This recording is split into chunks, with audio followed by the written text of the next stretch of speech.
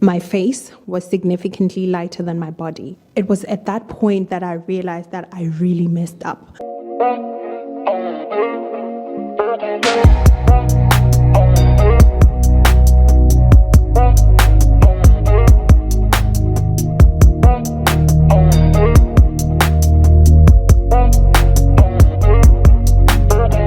Hi guys, welcome back to my channel. If you're new here, you're most definitely welcome, and if you are a regular an individual who watches my channel each and every now and again, welcome back sis, welcome back to the Dolly's gang. Yes, I am back again with another video. You know me. Anyway guys, I just wanted to, you know how I've decided that this time around I'm going to be posting as consistently as possible. So I just thought, let me do sit down videos and also vlogs mixed up together. And today, of course, is a story time day. It's nothing as got a vibe, you know, it's just a story time of the time where I bleached my skin. I'm actually screaming because I can't believe that I actually bleached my skin. Like, how insane is that? A whole me that's obsessed with her skin color. I love the color of my skin, honey. Like, I wish I could eat it. Sometimes I am obsessed. You know, I'm obsessed with my skin color, with my skin tone, everything, you know? And I feel like I've mastered doing my own makeup, finding my shade. Recently I just purchased this foundation, Forever Glow by Dior, Forever Glow Star Filter by Dior, and it's in the shade, I don't even know, I think it's the shade number 8. You guys, if I tell you this is my shade, you won't believe it. Like, I've never had a shade in my lifetime. Like, it's always been too red, too, like, the undertone has always been wrong. Like, but was this one? This? And you know what? The funny thing is that I actually matched myself, because the guy, the sales associate, he matched me with something else that was way too light. And I told him right away, you know what? This is not my skin tone. And he totally agreed after he tried that one. Anyway, this video is not about the makeup. It's not about everything else. But I do love the makeup though. I do love Dior. I do love Dior makeup. And I also love Maybelline makeup, because I can't use any setting spray that's not from Maybelline. I recently wanted to go and buy that one from L'Oreal. I think I'm still gonna go and buy it and try it. But a makeup artist once used it on me, and it kind of, I don't know if she put other products that are not matte, but it kind of didn't work for me. But it could be the products that she mixed it with, because she did use other products as well. So, and also, you know how makeup artists will put all this blush, no, all this highlighter on your cheeks. Hey, one thing about makeup artists, they will put too much highlighter. Can you stop? We don't need that much. People like me, a person like me, doesn't need that much highlighter, because I've got oily skin. It's always gonna, you know, the skin is always going to glow on its own after some time. Anyway, let's not get off the rails here. So we are talking about the time I bleached my skin. So what happened was that growing up in Limpopo, okay, I'm going to say how it started. When I was growing up, I was not dark-skinned. I was a bit light, not too light. Well, I was a bit light compared to the people that I grew up around. And so as I grew up and I got more exposed to the sun, I became darker. And I remember this lady, we used to live next door to each other. And so my mom bought a house in a different area, and we went back to visit them, and we just wanted to say hello. And this is one of the things that actually really affected my self-esteem. So she was like, guys, let me tell you something. That lady was just so mean. Even when I was younger, she would literally buy things for her kids and give them in front of me. And she would make sure that I'm there. Like, she would never give them the stuff when I'm not there. And then she would like speak to her other because they were married in a polygamous relation. They were in a polygamous relationship with their husband. And so she would speak to her sister wife, and she would say, oh yeah, did you give them? Right in front of her? Yes. Oh, good. That's exactly what we wanted. So that stuck with me. Like, I always knew that she was a mean, mean woman. And so I feel like I'm not sure if she did what she did on purpose when we went back to visit them, or she genuinely meant what she said. So basically, we went there and they gave us chairs. I remember we were sitting outside under a mango tree at their house, and both of them were sitting there. The one was sitting on a mat on the floor, and on the ground, because we were outside, and I was sitting on a chair. My mom was also sitting on a chair on the side of me, and then the other lady, the mean woman, she was sitting on the chair on my left. And she literally said to my mom, she didn't even sugarcoat, she was like, "What's happening to your child? She is turning to be ugly. She used to be pretty, she used to be cute, but as she grows up, it seems like she's becoming more ugly." I don't know how my mom felt about that, but it definitely broke my heart. I was not expecting to be told that I'm ugly, especially by an older woman, you know. She was not pretty herself, and she's one of those people that were bleaching their skin. You know, her and her sister wife, they were bleaching the out of their skin. Sorry for the language. And so I just, you know, because she's a woman that bleaches her skin, and she was busy saying that I'm getting darker and I'm getting uglier, I kind of had this thing enrooted in me that in order to be pretty, you need to be light-skinned. And moving on from that, I went to school, and you know what? The teachers, they would always adore mostly the light-skinned kids. I remember in my street, there was this boy who was colored because his dad was colored and his mom was black. And so his dad used to come every now and again. He had curly hair, like curly short hair, like his hair grew so much, but then they always cut it short. He was extremely light-skinned. And so every time I'm around that boy, everyone would be always complimenting that boy and saying he's so cute, he's so pretty. And also there was this other girl that we were in class with. Everyone would just adore anyone that's light-skinned. And so in my mind, I always thought, because I'm dark, then I can't be pretty, you know? And so I always thought, one day when I have the money, I will probably have to do something about it. Actually, no, it wasn't even that. It was that one day when I go to varsity, maybe when I'm in a better climate, then I'm going to become light-skinned. And so one thing that put fuel into that fire was that when my aunt, who grew up at my mom's house, she went to varsity and she came back home light-skinned. And I'm telling you about someone that's darker than me. Like, we grew up with her. She's extremely dark. Guys, she's extremely dark, and thank God she stopped bleaching. But when she went to university with her friends, they all came back light-skinned.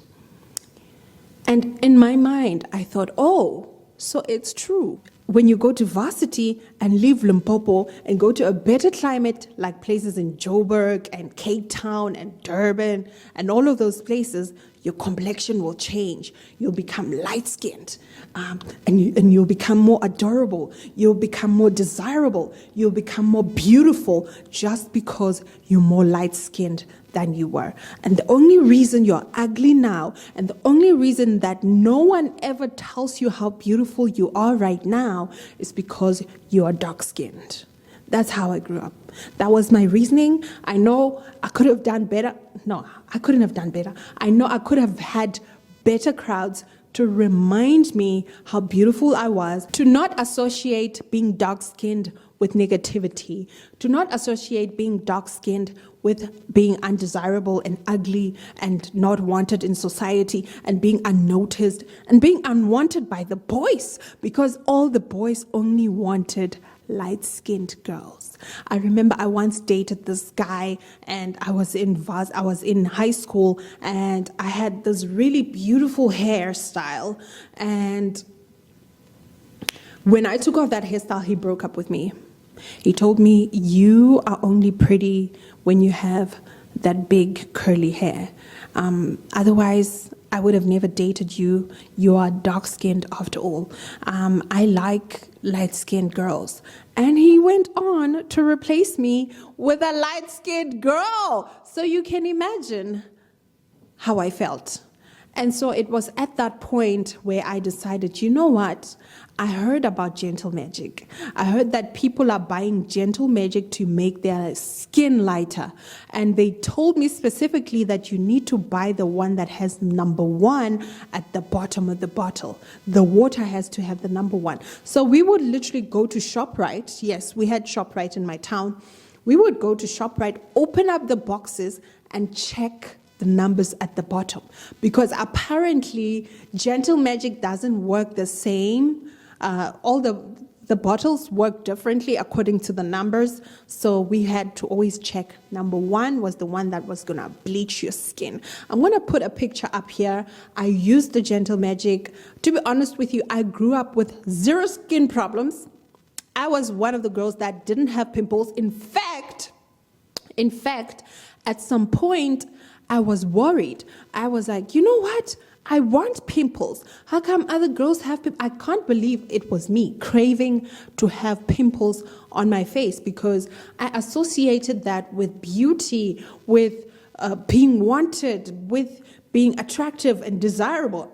Why? I don't know. I just thought maybe boys would look at me if I had pimples on my face, because all the girls that had pimples on their faces, it seemed like they were more light-skinned and they were more, already dating the boys, already they were rejecting boys. Meanwhile, poor old me had never been even asked out by a single guy. I had my first approach when I was probably 16. Y'all grew up rejecting boys after boys after boys. I only rejected my first boy when I was 16. So you can imagine. Anyway, let's not get off topic here. So I went and bought that gentle magic, you guys, and I'll insert a picture right here. At first, the first 2 weeks, amazing. I looked absolutely gorgeous. I'm not gonna lie. My skin, it was smooth. It was smooth. And then week 3, after using gentle magic, I started getting light-skinned. Guys, I was light-skinned. Like, not even joking. I was light-skinned compared to how I was previously. I started enjoying that. I'm like, oh my gosh, I'm becoming more pretty. Yes, I'm going to become more acceptable in society. And I'm really looking forward to it. Like, my confidence, sky high. Week 4, I started having hyperpigmentation on my chin, and I still struggle with that. If you look closely to all my videos, when I don't have makeup on, there is always something dark here. Always dark skin here. Like, I got burnt by gentle magic, and it came all the way to here. No. When I was in high school, it was just here. So I started noticing that gentle magic was basically burning my face, and any pimple that I got on my face would leave an extremely dark mark that would stay there for like 3 months. Imagine having a dark mark on your skin for 3 months. Normally, it lasts for like 2 weeks, 3 weeks, a normal dark spot. I had a dark spot. I had a pimple here like a few weeks ago. If I was using gentle magic, I should have had still the dark mark here, but it's gone. And so my mom told me to stop using gentle magic because it was not good for my skin anymore. Every time I went into the sun, I would feel this burning sensation. And mind you, I could not avoid the sun because we used to walk home. We used to walk for about 15 kilometers home from school every day. So that was my life.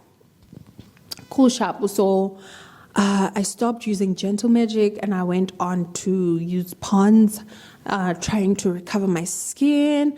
But then again, I would still go back to gentle magic here and there because, I always felt more confident when I was light-skinned, and I would enjoy the attention that I was getting from the boys when I was not burnt on here, because that thing would come and go. It would come for like 2 weeks and 3 weeks, and then it would go away, and then I would just go back to gentle magic, and then it comes back. It took me a long time to realize the damage that I was causing on my skin. And my skin was very, it became like not too thick. It was like very weird, if I put it that way. And so the time came, 2012, we matriculated. Matric dance came. I had the worst dress of my life. I did my own makeup. And because of all the skin problems that I had, I started using makeup. Of course, I didn't have money to buy makeup, but my mom was using makeup. And my mom, she's a bit lighter than me. But then when I was skin bleaching, I was the same shade as my mom. And so I could use my mom's stuff. So I started using makeup. The only time I wouldn't use makeup was when I was going to school, but I would put like mascara and eyeliner. So that's how I got into makeup. But at home, I'd be like putting on makeup, putting on blush. And at some point, I had to put on makeup each time I went out of the house. I started using makeup to cover up all the dark marks. And so the time came, we matriculated, and I moved over to Bloemfontein. And I was so excited to go to Bloemfontein because Bloemfontein was known for being extremely cold, and, cold weather is always associated with being light-skinned. So I was very excited for winter. When I got to Bloemfontein, I was quite disappointed when it was really, really hot in summer, because Bloem can be really hot. It's as hot as it is in Limpopo during their summer. The only difference is that in winter in Bloemfontein, it's very cold. And also in summer, it's hot during the days, but it actually rains at night. Cool shop. So when we got to Bloemfontein, I had a roommate, which is my best friend today, and she and we happened to share the same sentiments regarding being light-skinned and beautiful. And so my friend actually had a cousin that seemingly was bleaching. I do not know if she did mention that she was bleaching to my friend, but she recommended this other product. It was called elocon. Elocon was a product that you can't buy from your normal Clicks and Dis-Chem. The only time you can get that kind of product is if you go to the other shady pharmacies. If you go to Clicks and Dis-Chem, they can sell it to you, but you need a prescription. And we wanted to buy that product without a prescription. It was our first semester, and we went and bought that product. I remember we didn't even have the money. We went and we bought the product, and we decided that we are both going to use it at the same time. And so we went to this downtown pharmacy, and they sold it to us.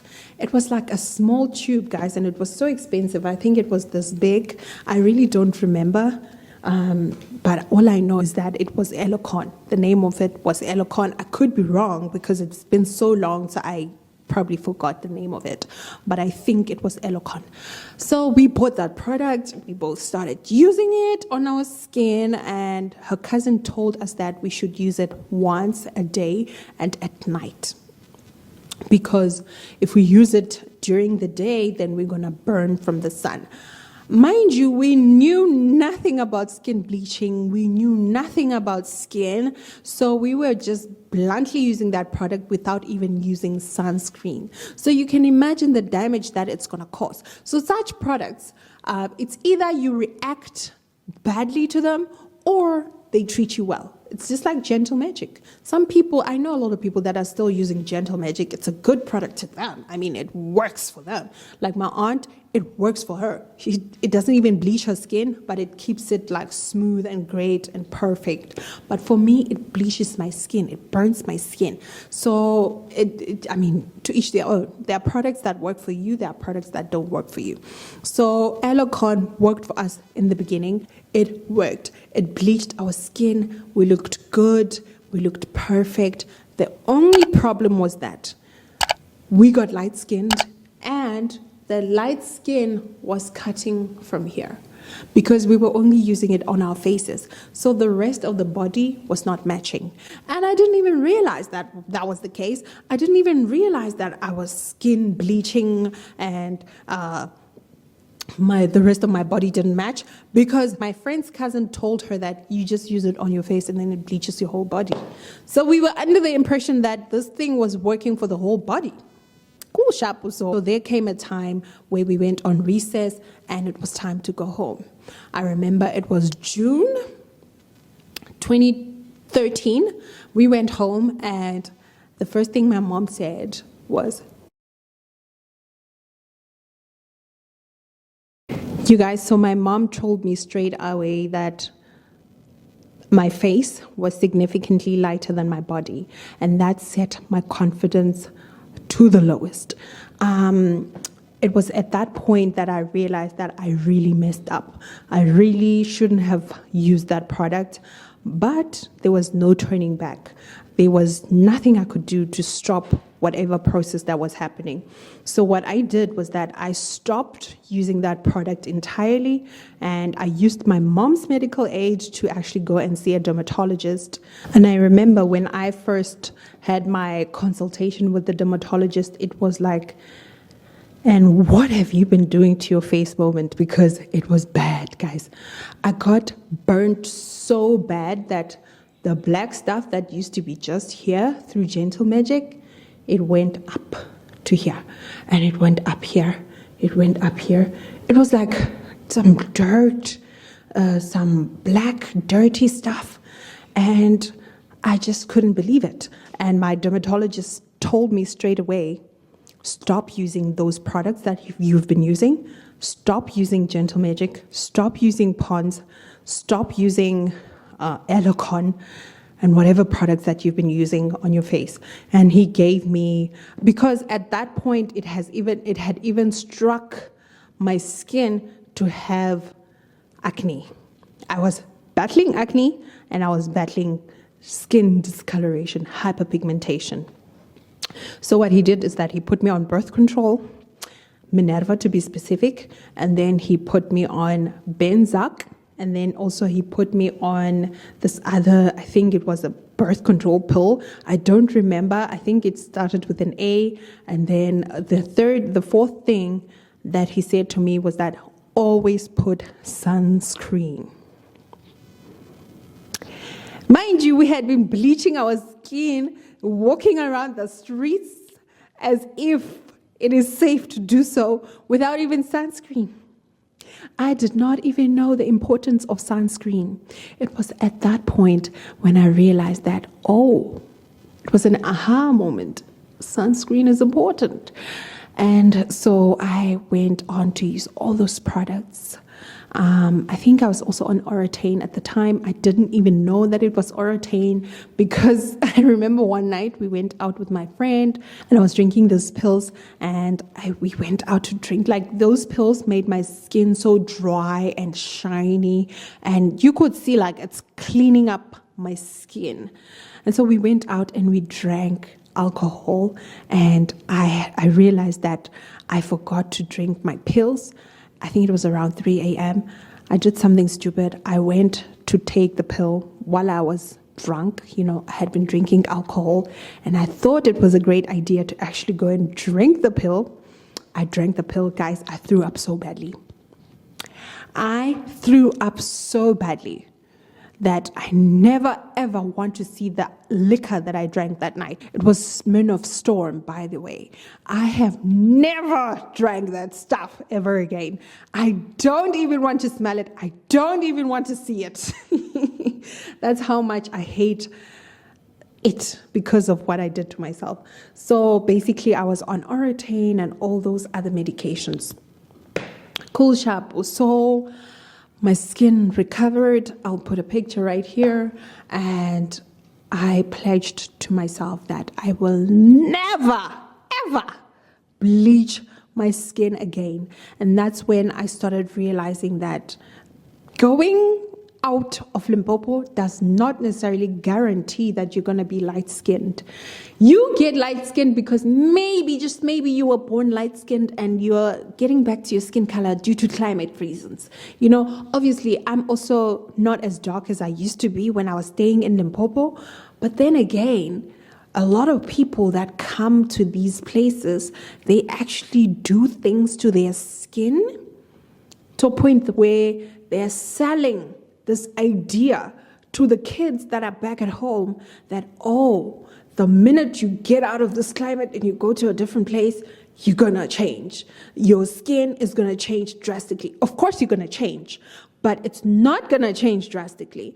And from that time, I realized that my skin is actually very beautiful. I started loving myself, and that's when I started, following people that look like me on social media. I started doing a lot of things. I started loving women that look like me. I started looking up to people that look like me. I started, watching people like Patricia Bright, Tony Olaoye. There's also this other dark-skinned lady that does makeup. I forgot her name because I didn't follow her that much. But then people like Patricia Bright, she reminded me of myself. She's all the way in the UK. It's extremely cold in the UK, but she's still dark. And I was like to myself, it's not about climate. It's not about your environment. It's about what people do to their skin, and people tend to manipulate and try to sell these dreams. They sell these beauty standards. And also, I'm not going to blame them. Our grandparents, when you as an adult, you give birth to a child that has dark knuckles and dark ears, and it seems like the child will turn out to be dark, they get upset. They're like, oh no, the child is ugly and dark. Like when a child is light-skinned, they are never told that they're ugly. It's only when a baby, guys, I'm talking about a baby. It's only when a baby is dark. That's when they say, oh, yeah, they put it that way. They say to us, you gave birth to an extremely dark and ugly child. Literally, guys, I can't make this stuff up. This is exactly what they say. They literally get upset. And because of that, I feel like these beauty standards are taught to us by our parents, our grandparents from a young age. So I don't blame people that grow up and they go and bleach, especially when they leave their parents' houses and they come back extremely light-skinned, and it's like, whoa, who is that? Who is that? And the funny thing is that they even comment when you come back and you're light-skinned. I'm not talking about my mother. My mother has never made me feel ugly at all. She's always told me that I'm beautiful and all of that stuff. I'm talking about relatives. They're like, oh my God, you're so light-skinned. What happened? And I'm also talking about people that I've seen around and the comments that I've been seeing in our society and all of that stuff, because it's never that, I'm going to give you an example. There is this extremely beautiful child in my family. She's dark-skinned. She's much darker than me, but she's beautiful. She is gorgeous, guys. Every time I see her, I'm stunned. I'm like, she's going to be a model. She should be a model. But they will never encourage you to do such things. They will never make you feel like there's anything positive that will come out of being dark-skinned and not being light-skinned, being light-skinned. And let's look at it. All our brothers, our Tsonga brothers, they love getting married to only light-skinned women. Once they get a hold of that colored lady, they're never looking back. I've seen it so many times. They're never looking back. They never, ever, ever, ever want to date one of our own. And if you are in competition with a light-skinned lady as a dark-skinned lady in our community, you are less likely to win the battle. You are less likely to win the battle because it's a given to that other woman. Because I feel like most men, they just don't want to give birth or have a child that's extremely dark simply because of the comments that they're going to get from our elders. So I don't blame them. I really don't blame anyone.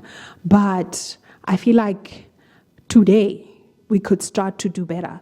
We could start teaching our young girls that, being dark-skinned is not the end of the world. Say something positive about being dark-skinned. Let's not just set the beauty standards as being light-skinned and big booty and all of that stuff. And we all know which tribes have those kind of bodies.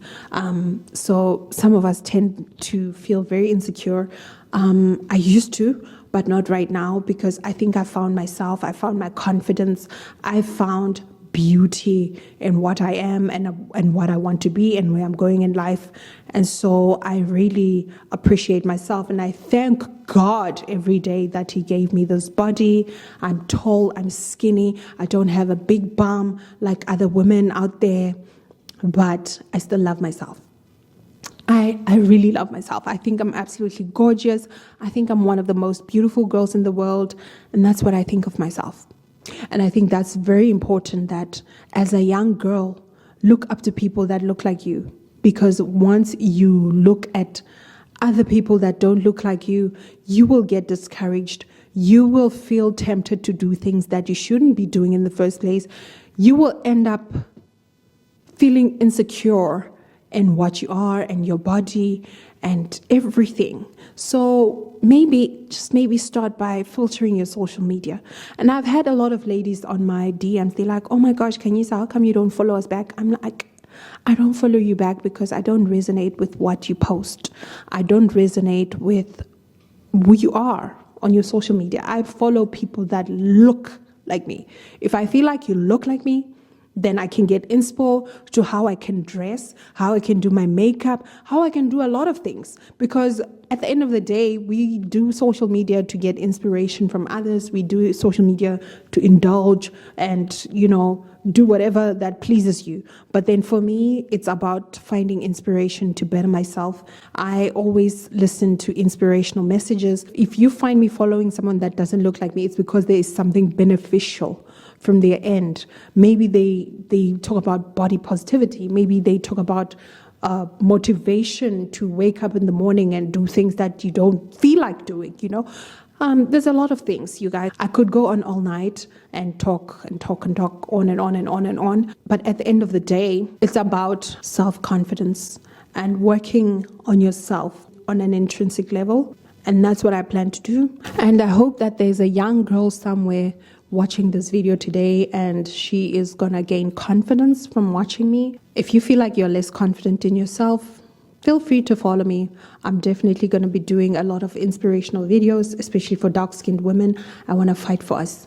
I really want us to, be validated and feel seen and wanted.